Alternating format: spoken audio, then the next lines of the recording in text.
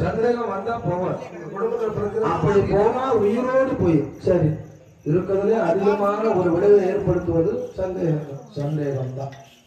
ஒரு வார்த்தை வெல்லும், ஒரு வார்த்தை கொள்ளும், ஒரு வார்த்தை கொள்ளும். கோபத்தில் நினைச்சக்கூடாது, வார்த்தையை விட்டுறக்கூடாது, நிதானமா இருக்கும். சரி, இந்த உமையார் ஆதிவரார் சக்தி இவ்வளவு நாள் இல்லாத ஒரு சந்தேகம் இன்னைக்கு என் மேல உனக்கு என்ன காரணம் கேட்பாரு பேச்சு கேட்டா கணவன் கூட எப்படி தெரியுமா, பகையாளி மாதிரி தெரியுமா. கண்டிப்பா எதிராளி மாதிரி